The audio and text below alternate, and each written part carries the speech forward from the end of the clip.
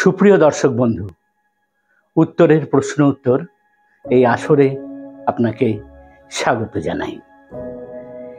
এই অনুষ্ঠানের মধ্যে দিয়ে আমরা উত্তরবঙ্গের বিভিন্ন বিষয়, বিশেষত মজার বিষয়, জানার বিষয় সব আপনাদের সামনে তুলে ধরছি। আজ আমরা নিয়ে যাব আমাদের এই রাজ্যের, এই উত্তরবঙ্গের শুধু নয়, এই এলাকার, বিরাট এলাকার সর্বোচ্চ শৃঙ্গ সান্দাকফুতে। এখান থেকে দেখা যায় এক অনন্য দৃশ্য। ঘুমন্ত বুদ্ধের মতো শুয়ে আছে কাঞ্চনজঙ্ঘা, সাথে রয়েছে আরো 3 গিরিশৃঙ্গ, এভারেস্ট, লোহাৎসে আর মাকালু। এই পথ ধরে হাঁটতে হাঁটতে আপনি কখনো থাকবেন ভারতের মাটিতে, কখনো আবার পায়ে হেঁটে পৌঁছে যাবেন নেপালে। কারণ এই সান্দাকফু দাঁড়িয়ে আছে ভারত ও নেপালের ঠিক সীমান্তের মাঝখানে।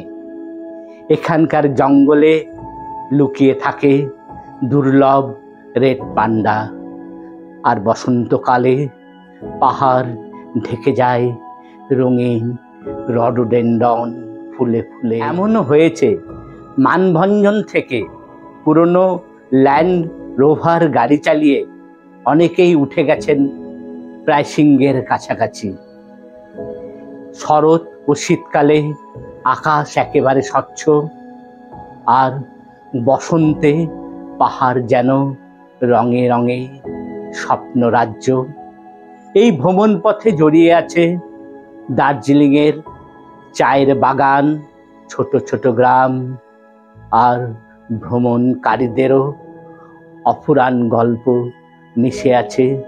পাশে যদি আপনার প্রিয়জন থাকে, তবে গল্পে গল্পে পথ চলা, মন বলবে এই পথ যেন না শেষ হয়। এবার আমরা আসি আমাদের প্রশ্ন উত্তর পর্বে।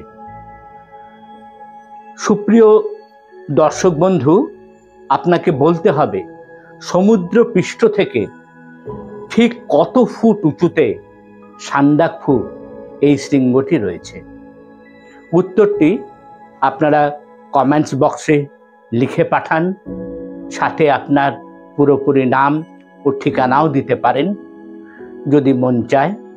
কারণ এই যে সঠিক যারা উত্তরদাতা, তাদের কিন্তু উদ্যোক্তাদের পক্ষ থেকে শংসাপত্র পাঠানো হবে।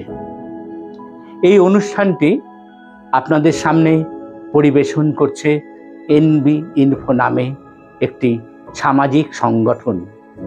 এনবি ইনফো তথ্য প্রযুক্তিকে হাতিয়ার করে তারা আমাদের এই স্বাধীন উত্তরবঙ্গকে নতুনভাবে বিশ্ব দ্বারে তুলে ধরতে তারা বদ্ধপরিকর। এই যে পোস্ট, এই পোস্টের প্রথম কমেন্টসে ক্লিক করলেই এনবি ইনফো সম্বন্ধে আপনারা বিস্তারিত জানতে পারবেন। আপনিও যুক্ত হন এই অভিনব কর্মকাণ্ডে। ভালো থাকুন, সাথে থাকুন বন্ধু।